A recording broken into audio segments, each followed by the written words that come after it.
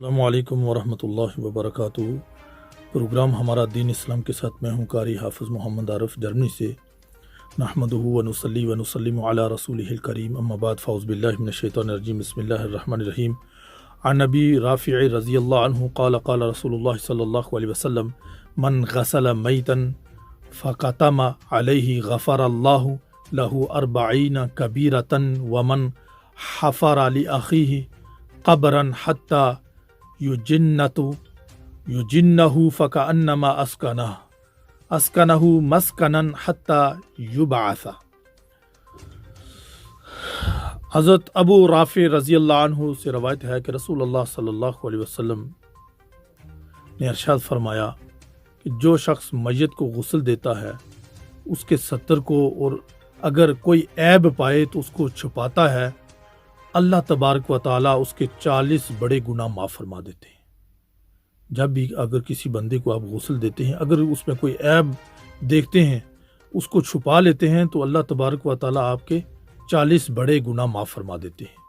جو اپنے بھائی کی میت کے لیے قبر کھودتا ہے، اس کو اس میں دفن کرتا ہے، تو گویا اس نے قیامت کے دن دوبارہ زندہ اٹھانے جانے تک اس کو ایک مکان میں ٹھہرا دیا، یعنی اس کو اس قدر اجر ملتا ہے جتنا اس شخص کے لیے قیامت تک مکان دینے کا اجر ملتا ہے۔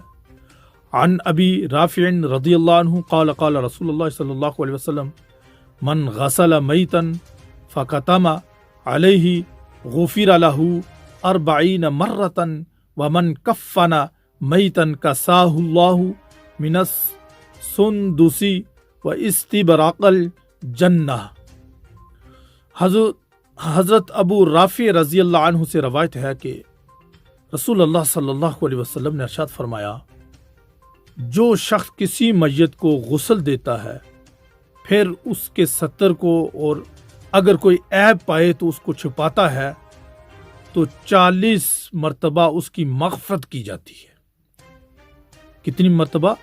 40 مرتبہ اس بندے کے لیے مغفرت کی جاتی ہے۔ اگر کوئی جس کا غسل دیا جاتا ہے، اگر اس کا کوئی عیب چھپا لیتا ہے، 40 بار اس کی مغفرت کی جاتی ہے۔ یہ کتنا بڑا اجر ہے۔